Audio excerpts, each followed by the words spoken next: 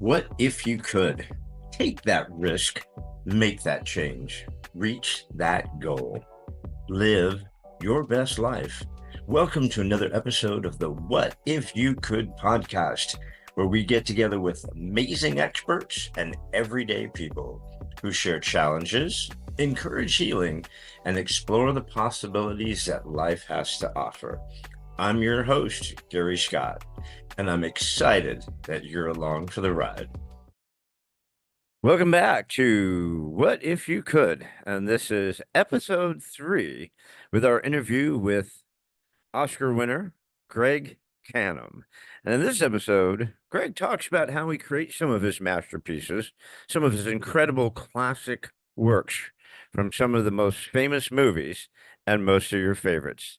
So welcome back to episode 3 with Greg Cannom.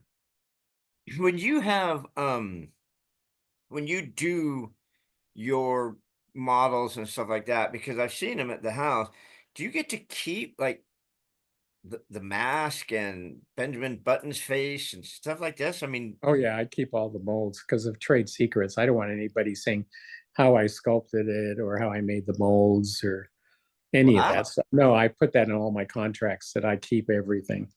that's awesome. That's awesome. I mean, because I've seen a bunch of heads at the house.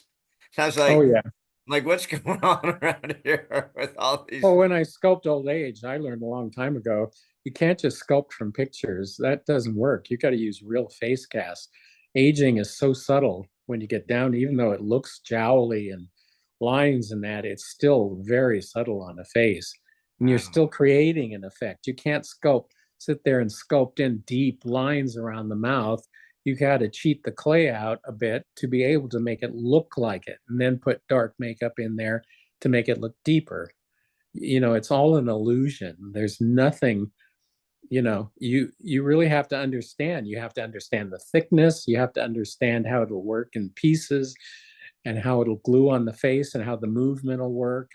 And that takes a lot of experience, and I'm very good at that. And I'm not the best sculptor in the world, but I'm very good at shapes Mm. and that. And I'm very good at working on a three-dimensional face, where great sculptors I've worked with try to do a old age makeup on somebody, and it's so heavy-handed and just doesn't look right because it's a lot of it's illusion. A So lot of it. when you say sculptors, so are you saying they sculpt a mold of clay to get an idea before they take it to the face, or what do you mean by sculptors? Sculptors, well, the way any age makeup works, some people draw pictures of how they think it's going to look in overlays and that, which I said, you can draw anything you want. That doesn't mean it's going to work on someone's three-dimensional face. There's no way. Yeah. And so I do sculptures in clay. I could sit down and sculpt something like Mrs. Doubtfire. I had sculpted that. I found a picture of a woman in a book that looked like her, and the hairstyle kind of, and gave me a rough idea about it and the cheeks and everything. And I used her as a model. And she has no idea, this woman, that she was the model, which is kind of sad. I was always hoping I could have tried to find her and tell her that she was the model for it. But anyway, and I used several different head casts to look how realistically and subtle it is in real life. And it's amazing what you can do with it with clay. And to sink in the cheeks, you build up around it in clay and bring it forward just so slightly you don't notice it, but then you can make it look like it's sunken in here. And that's what's so much fun about it. And I'm really good with shapes and getting the overall look of it all. I'm very fast at that. But then if I'm going to sit there and put every pore in someone's face, it's going to take me forever, and it's boring to me. And there's so many more better sculptors that can do the pore textures and that for me. So I do it that way. It's much more fun for me. But Is it possible to pick what was your best character you created? With all of them? I mean, you've got what, 400 projects or something. I mean, is it I don't know. possible? But it's like Benjamin Button got the closest to a perfect film Yeah. of age. I mean, Kate Blanchett's makeup I thought looked incredible. And female aging is the hardest thing to do in a film. Mhm. And I thought she looked incredible. And I used for her, I used, who did I use? It's a basic Jessica Tandy and, oh God, who was the other one? I'll remember it in a minute. But I used them as models for her. She had these incredible cheekbones. And I tried aging like normally a female structure of the face. And I couldn't. You couldn't work around. I had to work around her Kate Blanchett's cheekbones Wow. because they're so big and perfect. She's a stunning Just woman. amazing. And Yeah. so I put all the age around the mouth and in the neck and up in the forehead. And here is where I tried to put all the age and everything. And, that's the greatest thing when you get to do cool makeups like that you're really proud of and happy with on somebody like Kate Blanchett or Maggie Smith or Christian Bale or, Mhm. you know, everybody. It's just like the best feeling that you created. I remember with Gary Oldman, Dracula, that I just was hired to do his age makeup in it. And then it ended up this and that. And Gary, instead of me doing that sword fight scene when they break in the room when I'm with Mina and I throw a cape around my naked body and have a sword fight with them, because Coppola really wanted a big sword fight at that point. What if I walk in, the windows open, they think I've left, and I come down from the ceiling as this horrible creature, skin hanging and everything. And I went, well, ask Coppola about it. I'll do a 2-foot sculpture of it and see what I can do in a few days. And with Glenn Hans, and we sculpted this, what's in the film, this beautiful Yeah. suit, Dracula bat creature suit that's in the film. And Coppola saw it and he looked at it and just went, I have to have it. And so we had 2 weeks to sculpt that entire suit and make the suit in 2 weeks because they're going to tear that set down to build the mausoleum set. And we finished it like in 3 in the morning, the Monday morning. Well, wasn't that where he had a vision of a certain vampire or Dracula look, old school, and you go, no, no, no, let's try like a completely different look. Is that what you're talking about on that? Was that the That's movie? all that he said. Gary said was a skin hanging, and I'm really disgusting looking old thing. And so I did a we somebody did a sculpture of Gary standing 2 foot high sculpture, and then I sculpted on it, and Glenn sculpted on it, and I came up with the long arms, the bat wings, and the thumb that worked, and the elephant skin around the edges, and the face. And Glenn came up with doing the ears that way. I had done different ears, which were cool, but his worked better. And it just worked. And I felt like, oh my God, I've done one of Hollywood's great creature suits. Yeah, yeah, it was epic. Finally, finally. And then the scene in the mausoleum where he attacks Lucy, and he had jumped off the ship as this wolf, and then he ends up in the mausoleum by the lake where he attacks Lucy, and he's wearing this giant rubber cape and rubber hat. And I'm just like, where the hell did that come from? He was naked when he jumped off the ship. I said, why don't I try doing this creature, wolf bat creature thing with, you can see the skin, real sexy suit, with the hair work and everything. And Coppola goes, okay, let's try it. And so I did that. I did 3 different looks. 2 looks I did.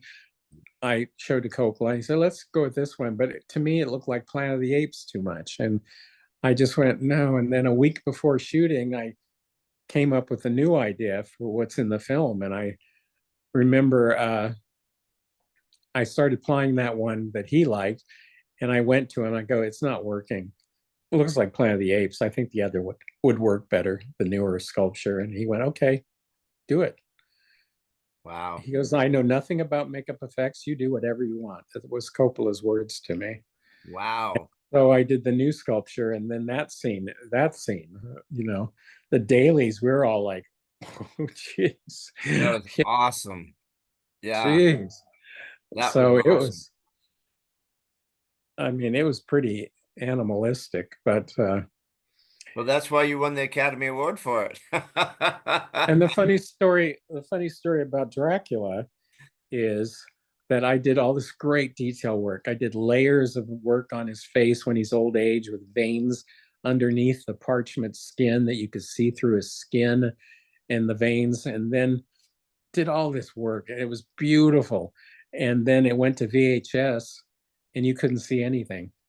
It was just so washed out. And I just went, all that work I did, and that's what history's going to see.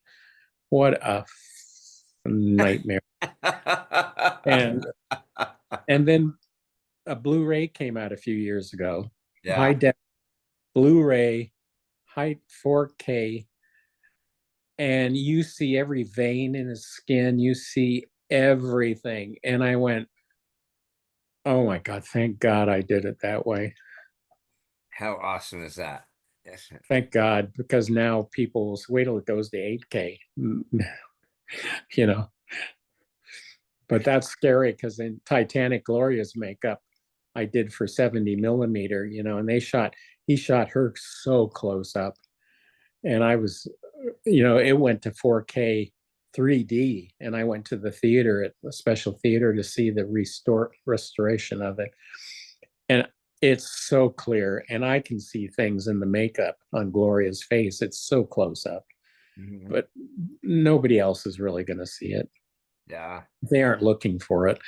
But I was just like sweating. Oh my God. It's pretty amazing when you think about it because you're so instrumental in the making of these movies, and I don't think you get the credit that you deserve. I mean, I don't think people, you think the star and the acting and the director and all that crap. We have no idea what producers do. No, But I mean, it's really instrumental to these things. I always thought we should get royalties because they're not looking at the actor's face, they're looking at my face, Yeah. you know. Yeah. Yeah. I mean, And that we creation we is, never could get royalties or anything unless you're somebody like Rick Baker, Stan Winston, get toys and all that stuff. But on the other hand, I got 4 Oscars out of it. I yeah. can't Yeah. complain. What is it with, what is that like the And I got to work with James Cameron on Titanic. To wow. me, that was like working with Cecil B. DeMille on the Ten Commandments, Yes. biggest film of all time. And it's just turned out to, highlight of my life working on that film. Yeah. And becoming good friends with Gloria Stewart and knowing her all those years. No, it's amazing. So I'm sorry, what you're going to say? What's the deal with this GCI stuff? Is that, I mean, and Oh, is, CGI? yeah, TGI or whatever. I mean, what is that? Is that changing CGI. what you guys do? Oh, yeah. When I started with Rick Baker 30 years ago or so, or more, he said, "Oh, next year we're going to be out of work. In 10 years, CGI is taking over the whole business. We won't be needed at all." And we were all like, "Oh, great!" But then it took 30 years for it to start really happening, and now they're starting to age people with CGI and replace face casts with people. I was going to do a film on somebody, and they said they hired me on to do the age makeups, and then they said, "Oh, we're going to use the face, we're going to replace it with a computer," because they didn't want to sit through the makeup. And I just went, well, then why'd you hire me on for? And I quit. I was furious. Yeah. I mean, But it it's doesn't even amazing make what sense. they can do. Another Yeah. film I did, I knew they were going to do that, and I can't talk about it.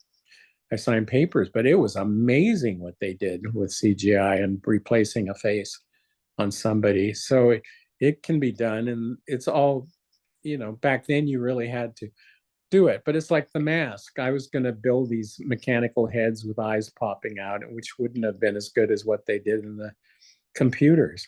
Yeah. But they still needed my makeup to scan and to put into the film, and he wore throughout the film. So I still I designed it and had a great part to do with it.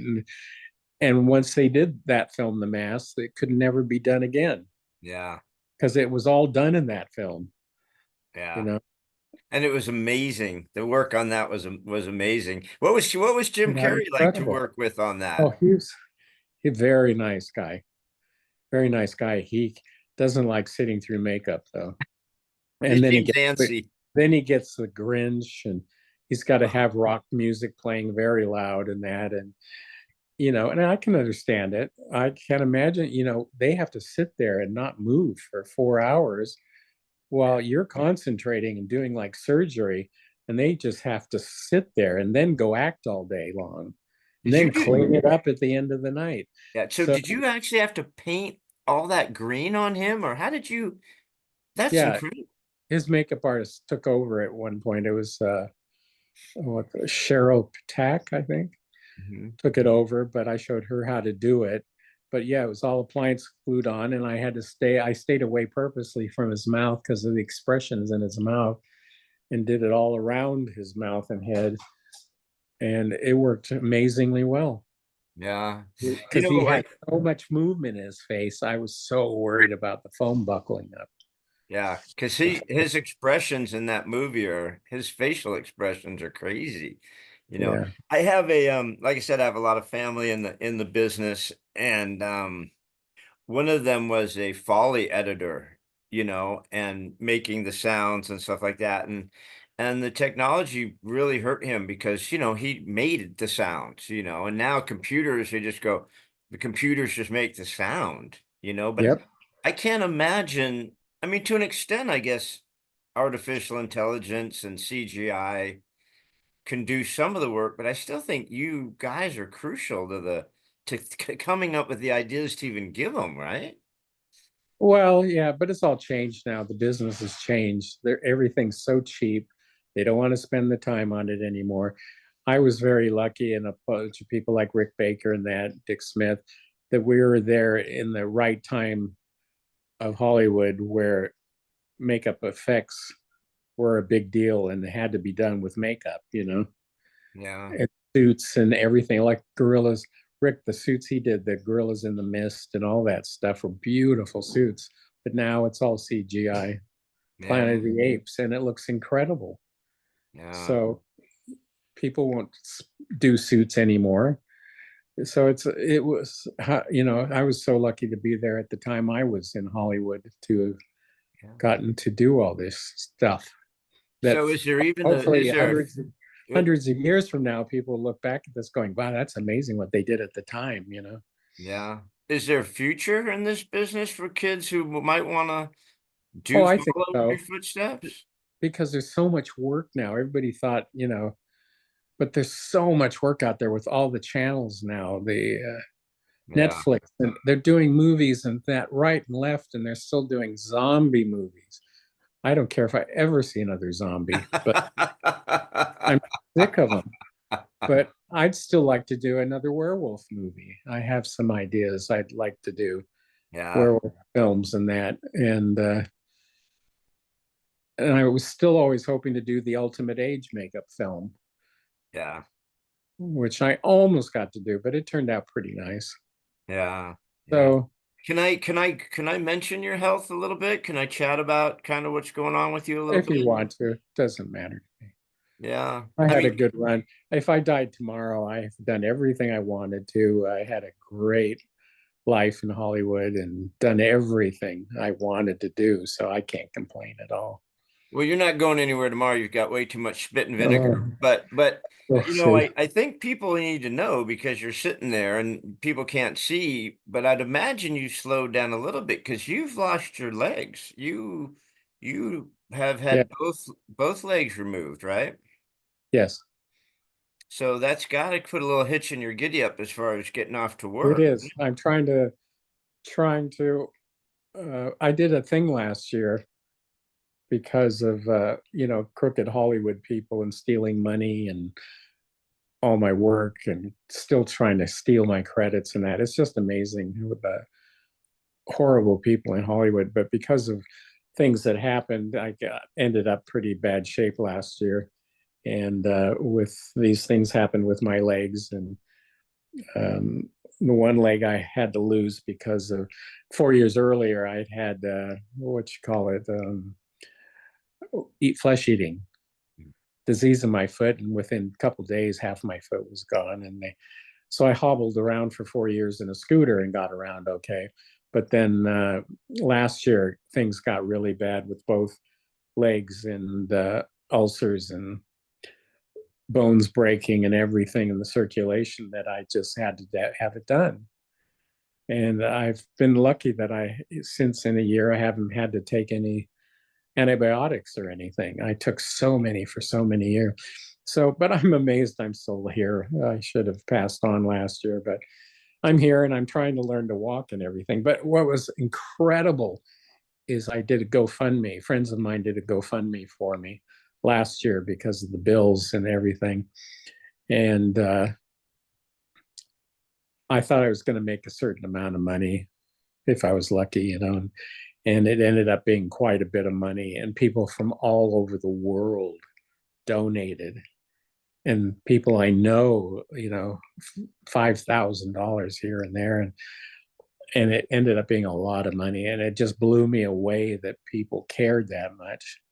Yeah. And that they loved my work so much that because I've always tried to keep out of the limelight. I'm not a person to go on TV and brag and all that stuff. I like just doing a film, throwing away the molds in storage and locking it up and going to the next thing. I don't like dwelling. I don't like dwelling on things. That's why it's kind of fun to go back on a show like this, because I don't think about it that often. Yeah. How lucky I've been in all the films and work I've done. So, but just the love from around the world, people I had never met or anything, and just the kind things they said and everything, just that really blew me away and really made me feel like, wow, you know.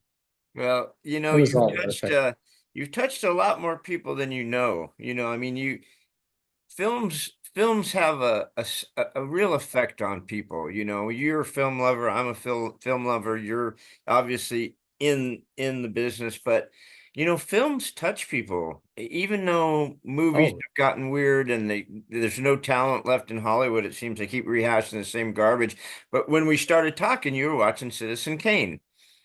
And yes, we talk about that, and I've seen it a bunch of times. And I know a funny story about that. I'd love to hear it. As far as I can remember, Dick Smith told me this story that oh God, what's his name? I just had it. Anyway, the makeup, Maurice Snyderman, I think. He did the makeup on Citizen Kane. It was like the first time they did prosthetics and elaborate age makeup type stuff on a big film like this. And it became such a massive hit back then. And he ended up at a party talking to the president of the United States' wife. And I don't know who that was at the time. I can't remember. But she was saying how incredible the makeup was. And, you know, was he in the union, the local, and that? He goes, oh, no, they won't let me join. You know, I think they're all jealous of him at the time, I think. And he's, you know, it was a very exclusive club back then. Yeah. And she goes, oh, really? And so she left. And one day this car drives up outside a house. The guy comes out and hands him a letter from the wife of the president of the United States. And she said that she was the head of all the unions in the United States. And that congratulations on being accepted into the makeup union in Hollywood.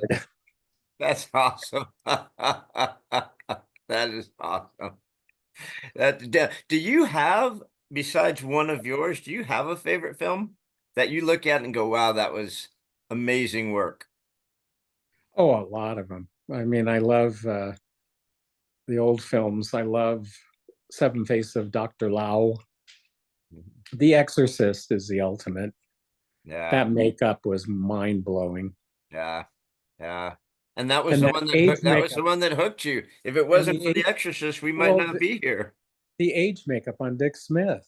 Yeah. I mean, on Dick Smith did on Max von Sydow, the priest. He was 50 years old. He did an 85-year-old makeup on him. It's all prosthetics. Yeah. And it's beautiful. And they use no filters, close-ups, and you can't tell that's a makeup. Yeah, no. He looked old, and he colored his hair and just did everything. And he looked so old. And that was an act, the way he did the makeup in that, he thought he was going to do a simple makeup like when he did The Godfather with Marlon Brando. He used old age stipple that I age people with and wrinkled the hell out of him and put plumpers in his mouth to bring out some jowls down here, but used old age stipple to age him and color and line and everything. And he was going to do that on Max von Sydow on The Exorcist, but his skin didn't wrinkle up. Like Kate Blanchett, her skin didn't wrinkle up at all with stipple. Yeah. So he had to go to prosthetics to make it work for an old age makeup. That's what I mean. You never know what's going to happen. Yeah. Yeah. Well, just like Sally Field, sometimes it works, sometimes it doesn't. Sometimes it works, sometimes it doesn't. Well, Greg, this has been wonderful. I know you've got just so many stories. I know your history is so amazing. You've been so honored, so many accolades. But you're also a really sweet guy. I've been lucky to, know you for a little bit now, and you're just a super sweet guy. And Thank you. you're dealing with what's going on with your legs. I mean, in a big way. And I'm grateful that people did what they did with the GoFundMe. Do you want to start working again? If you can stand up, if you could Oh do it, yeah. you'd like to work. No, I've got to work. I'm trying to get into the motion picture home. That's why I've got to walk somehow because I have to be able to take care of myself somewhat. Right now I have somebody here that's helping me all the time with Yeah. stuff. So But let's see if we can get this out and pull some strings to some big wigs we know out there and get you in there and well, get you back to work. I got to get the legs on and walking with them. And once I do that and go to the home, I still am going to work Yeah. and design makeups in the computer and have a lot of fun with it still. Because that's one thing I had a lot of fun doing this stuff. And I still have ideas in my head I want to still play around with. So hopefully one day that'll all settle down and I'll still, I hopefully another 10 years or so, whatever. Yeah. Well, We'll see. Whatever Zig, happens. what Zig Ziglar says. Zig Ziglar says, you can't die with your music still in you. And Yeah. you've got lots left in you. So you're not going anywhere from now. We just got to figure Yeah. out how to fix that hitch in your giddy up Yeah. And I and want to get you back teach. out there. I want to teach a lot too. I've done some teaching. I really enjoy that. Yeah, So I love it. I love it, my friend. Well, thank you so much. And I enjoyed this immensely. And I'm grateful that you gave us some time to share with everybody. sure, no problem. Thank you very much for having me on. Well, I just want to ask you one more question. And I always Sure. ask this of people, and I never tell them ahead of time that I'm going to ask, but I always ask, Abba? Is it Abba? huh? Oh, nothing. Go No, ahead. it's not that. No, I just say if you could leave one message with everybody, if you could just doesn't have to be about your work, it doesn't have to be about your health, it could be just about anything with all that you've got. If you could leave us with one last thought before we signed off, what would be one thought to share Well, the before? one thing I tell young people now, I try to get over with on things is uh, you have to learn business and take care of your money and watch over everything because there are people out there, they'll steal money from you right and left. They'll steal your credits. It's unbelievable how nasty it is out there, what people will do to get some fame. And they'll they're good friends of yours. They'll stab you in the back like you wouldn't believe. So you just got to watch yourself. You've got to watch every penny. You've got to learn business, put away money for, the thing, this kills me. A business manager I had an insurance years ago that if I lost a limb, I would get so much money, a good amount of money the rest of my life. And I wanted to, and she canceled it without asking me, saying, "Well, you don't need it, you can't afford it." And the one thing I should have kept was that insurance. And I was furious she canceled it on me because at that time I'd become diabetic and I couldn't get it back, that insurance. And I'm just screwed. And now look at me. I would be getting a huge amount of money every month Yeah. if I'd had that insurance. So, It's so true. yeah, We trust people with managers and accountants and financial people and all this crap. But the truth of the matter is, you have to keep an eye on your own stuff. I mean, You just have to do the have to. contracts. You have to know the contracts, how to do them, put everything in the contracts. You have to do everything. You have to watch over everything. Yeah. Everything. And I didn't, and I trusted people and just got screwed. But anyway, on a happy note, like I said, I've had a happy life. On an I would amazing make some, note, you're still make some here. changes in that. That's the only thing I would change of those kind of things. There you Yeah. go. And you're here, and we're going to get you back on that saddle and back in the room and doing what you do.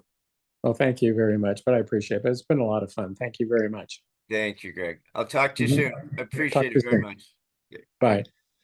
Thanks again for joining us on another episode of What If You Could podcast. Please subscribe, like, share, and give us any feedback. We'd love to hear it. And remember, if you can dream it, you can do it. See you next time.